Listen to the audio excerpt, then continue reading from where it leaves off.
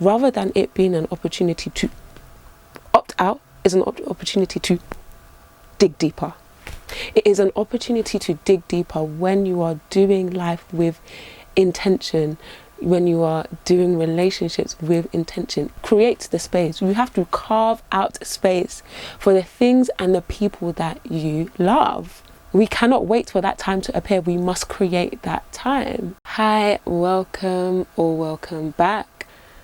I hope you are doing well and enjoying this new year. People have been asking me, what are your New Year goals, resolutions? And honestly, one of my answers has been being consistent in what I'm already doing. And another one has been around intentional living with the way I do things and the people around me. I was at a work dinner and I was talking to some of the older ladies, and they were talking about how it's so easy to just fall into the trap of not living in the present, essentially not living in the present, but always living somewhere else in the future.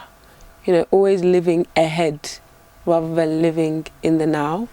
And one of the examples they gave was that even when we talk about age, you might say, I'm 29 right now, but I'm going to be 30. So they say, how old are you? I'm going to be 30. What of the now? And it just got me thinking. And then they said, once Christmas finishes, they're rolling out Easter things. Before the children have even broken up for school, they're already bringing out back to school. Allow us to rest. Allow us to rest.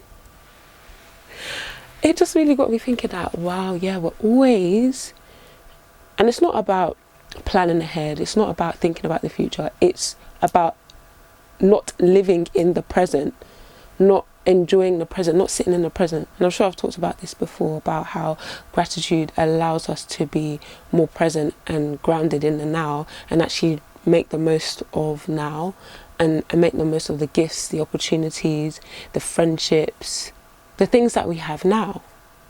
And it even enables us to enjoy what is to come, rather than forever looking for the next best thing.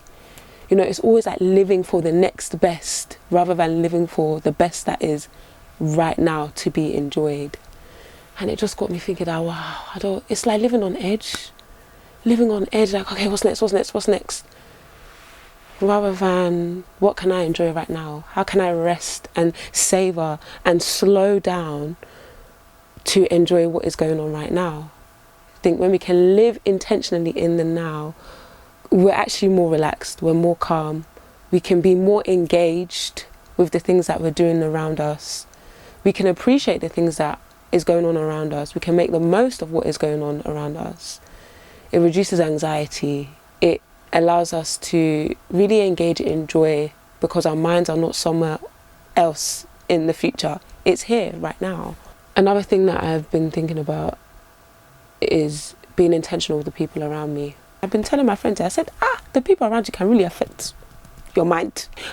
Spiritually, how you feel, emotionally, how you feel.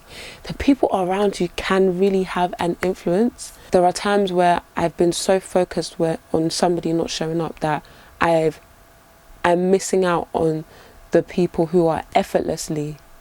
They've just decided that you are part of my life, you are priority in my life. And I said, yeah.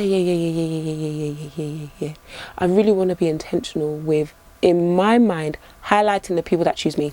Yeah, because there's such a beauty and there is such a safety in knowing that I am interacting with people who are intentionally building with me. It's not to say, sometimes there are, people are going through things, there are seasons, sometimes you may have those relationships, friendships where it can be a bit one-sided, and this is not about cutting people off, this is not about tit for tat. No, this is about, I need to be more intentional so that I can show up in those friendships properly, and I can actually receive from those friendships properly, and I can actually live in a level of emotional security. Hallelujah.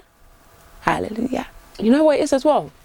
When you're doing life with people that want to do life with you, even conflict is handled differently. You understand? It's not, the conflict doesn't make you run away from each other. You actually sit down, say, come, let's reason, let's figure this out. Let's figure this out. What is going on here? Then it brings a level of understanding, rather than it being an opportunity to opt out. Is an opportunity to dig deeper.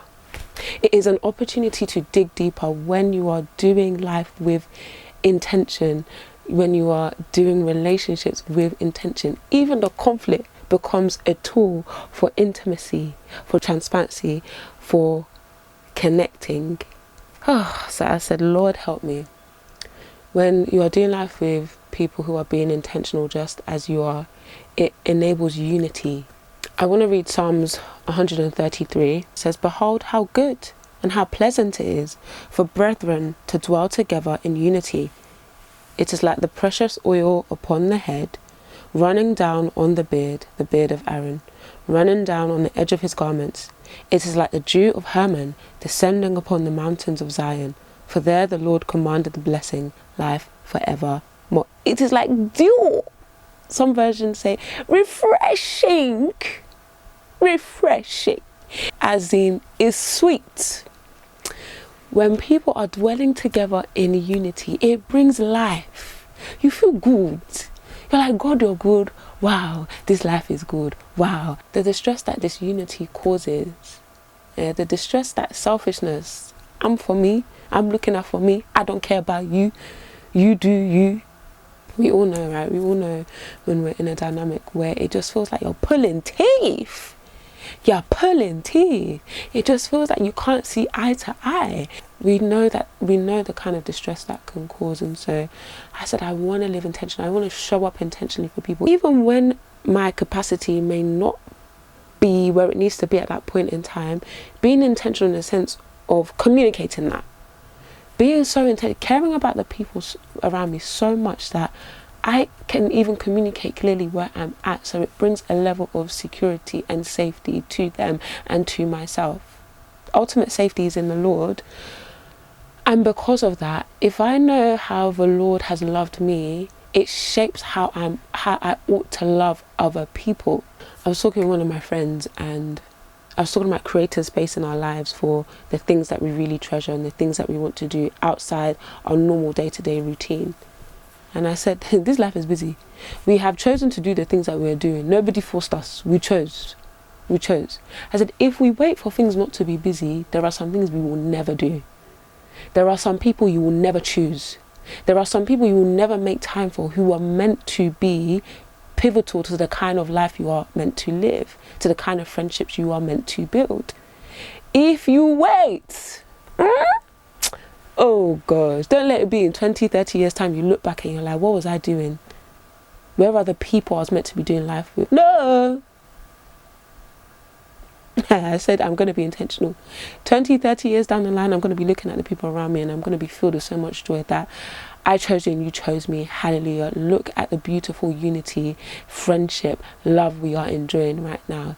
I say you cannot wait to create the space. You have to carve out space for the things and the people that you love. We cannot wait for that time to appear. We must create that time. There is a cost to deep intimacy. There is a cost to deep love. And it's not negative. It's not bad. There is just a cost. There is a cost to everything. There is a cost to enjoying the beautiful moments in life. There is a cost to enjoying beautiful friendships, beautiful family dynamics, beautiful hobbies, outlets. There is a price to be paid. And that is intention. Whether that's positioning, whether that's consistency, whether that's showing up, whether that's good communication, whether that's upskilling. Something must be put in. And so, yeah, this year I just want to live intentionally, relate intentionally, love intentionally, show up intentionally. And going back to something I was saying earlier, that the reality is, if I truly understand, especially considering now being intentional with the people around me, if I am truly understanding the reality of God's love for me, I will truly understand how He has called me to love the people around me, give them the dignity and honor that they are deserving of, because it is a reflection of my understanding of how God has loved me and how I've been called to love others. I know it's not always easy though, because there are some people, and even maybe I could even be that person, who don't always show up in the right way. Sometimes life happens, sometimes things are going on, sometimes we step on each other's toes, sometimes we cause offence to one another. There is a love that we have been called to. There is a way we have been called to do life with one another. And I always say this, humans we have not been called to just be on our own in isolation. Nope. We have been called to do life with one another, to live life intentionally and to relate intentionally. Let me know if this resonates with you, and if you have any thoughts around this as well. Yeah, don't forget to like, to comment, to subscribe, to share this video, and I will see you in my next one. Bye.